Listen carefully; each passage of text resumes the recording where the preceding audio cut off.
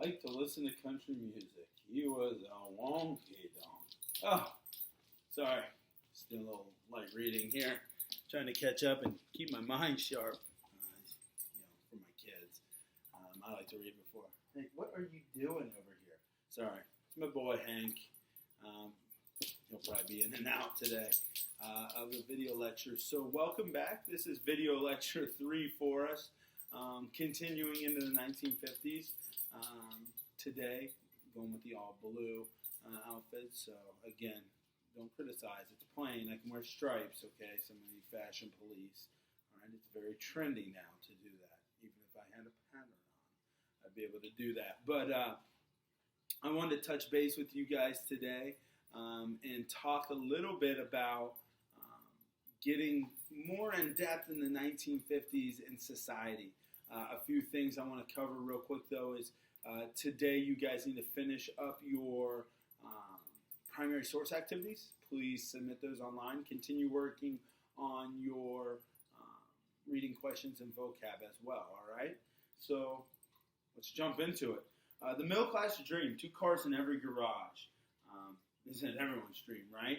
So life in the suburbs depended on the access to an automobile. Obviously, the father needs it because he needs to go to work. He needs to drive himself from the suburbs to work, all right? And the mother needs it to drop off the kids. You know, the basic tasks of taking the family places, going to the supermarket, doing your shopping, and things like that. The car became a status symbol or a sign of wealth and prestige because if you had 2 cars, then you had a lot of money, right? You could afford it. So this status symbol that people have, they want to show it off. So they want the newer, nicer ones. What do you need, buddy? Sorry. Be right back. My kid needs me. Come on up. Back. Sorry for that. It's kind of hectic around here. By 1958, more than 67 million cars were on the road. That's awesome. We have more people driving. But our roads, our infrastructure aren't really built for it, so we're going to have to fix those. We're always pushing new models or trade-ups. Think about what people do today. Like, I lease my car, so in 3 years, I can get a new one because I want a newer, better, bigger car, all right? And that's common. People usually get car loans for 5 years, pay off their car, and then 5 years, they'll trade it in and get another one. Roads to everywhere, the interstate highway system. So now that everyone has cars and there's a lot of them on the roads, we need to connect ourselves. Cities, all right, specifically. The demand for more and better roads was increasing with every car purchased. Congress in 1956 constructed a nationwide interstate highway system. Remember, the interstate, ER, what you doing, bud? Hey, say, hey, Colton. Wave. Hi. Yeah. All right. Thanks, buddy. The interstate highway system's constructed, and it's an ER, not an IRA, so it means it's city to city, this interstate highway system, okay? So it is connecting places like Columbus to Cincinnati, and Cleveland, and Indianapolis, all right? The goal of this system was to connect major cities around the country. Eisenhower used his knowledge of the Autobahns in Germany during World War II. As he's invading Germany and he sees how Hitler constructed these Autobahns that were wide, multiple lanes, and you could travel at a higher rate, better speed, and you can get troops from point A to point B if your country's attacked.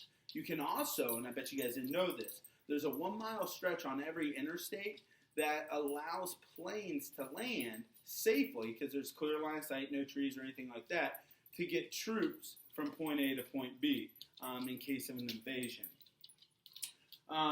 It created new economic opportunities with roadside stops. Again, we talked about in video lecture 2, the hotel chains, the fast food chains from video lecture 1 are all located along interstates, all right? Makes sense. Advances in medicine extend life expectancies. We started creating vaccines to viruses. One of the examples is the polio vaccine was created, and there was a major push for the polio vaccine, obviously because of FDR being conflicted with this. Obviously, we're seeing this push today, obviously, with the major virus that's obviously affecting us. That's why I'm doing a video lecture and we're not in the classroom. So medicine is trying to advance and catch up with the times, okay? Surgical techniques advanced rapidly in the 1950s. the first open heart surgery and pacemaker was implemented. You may know someone affected by this who's had open heart surgery or a pacemaker. And all this is thanks to the 1950s and the advancements in technology that we had during this time. A number of diseases once viewed as killers were routinely cured. People who once were diagnosed with something and it was pretty much like, okay, well, you're diagnosed with it. This is pretty much going to be the end of the road for you. Now it's, hey, yeah, you're diagnosed, but don't worry, you'll be all right. We can fix you, or we can help you get better. A lot of cancer treatments and chemotherapy and radiation and things like that in the 1950s are starting to be developed and are starting to be life-changing, life-saving techniques. Penicillin, streptomycin, and other wonder drugs are coming out. Now, if you have an allergy to an antibiotic, it's probably because your parents or grandparents got penicillin all the time in the 1950s. So it was once thought like, hey, if you're not feeling well, we'll just give you a shot of penicillin, everything will be cured, and it'll be like the savior that we can give you. Well, the problem of that is people start building up antibodies to that.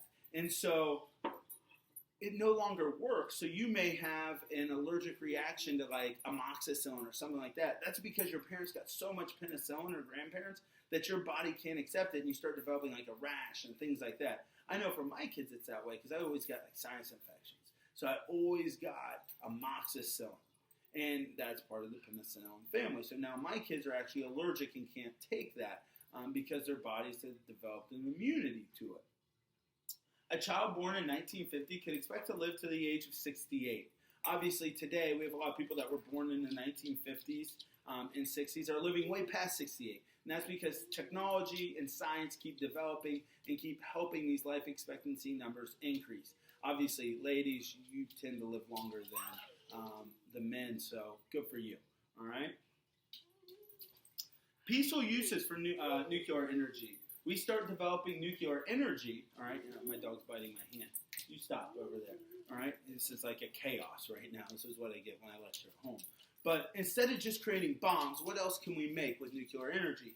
Well, one of the most promising of the generation was electricity. Nuclear power plants, all right? Say hello, Hank. All right? If you travel along the Ohio River and go to some of those cities, you can see those power plants, okay? They are built, you stay down, all right? They are built to help create a more renewable energy that's better for the environment. Now, you have instances like Chernobyl or 7 Mile Island where you have meltdowns in nuclear reactors, and it's not good, all right? And it can cause a lot of devastation and harm a lot of people. But generally, it's better than coal-burning power plants and things like that. The first full-scale nuclear power plant opened in Shippingport, Pennsylvania, so not too far from here. The use of x-rays as a diagnostic tool. How many of you gotten an x-ray? I bet a lot of you, broken arm or to check something. You've always gotten this, and you've had to use it. Radioactive isotopes were used in the diagnosis and treatment of diseases. Radiation. A radioactive iodine is used to help treat cancer. So one of the ways we help fight cancer is through radiation treatment. Radiation slowly kills the tumor and what's inside your body, and then you have to stop radiation to allow your body to help regenerate and get healthy and get better. So it's good and bad, all right? You getting your face in the photo? I like it. Sneaky, huh? Photo bombing me during my lecture. Computers start to enter the workplace. Thank goodness for computers, or else we wouldn't be able to do this, am I right? So in 1946, 2 engineers built one of the earliest electronical digital computers. It took up about 1,500 square feet of floor space, not like my MacBook, all right? And in 1951, the first commercially successful computer was created. Now, when I say commercially successful, it's not going to be in the home. It's going to be businesses that are going to use it, especially for like hospitals or accounting. In 1959, computers shrank in size and began to appear in more and more workplaces because you didn't need like 3 rooms to house a computer. It could actually fit in maybe 1 with its server. They sped up the work of record keepers, and the personal computer is really far away. You're not going to see that really develop until the late 80s, early 90s, all right? So we still have time for that. Don't think that people are getting online and searching the internet yet. Still a ways away. So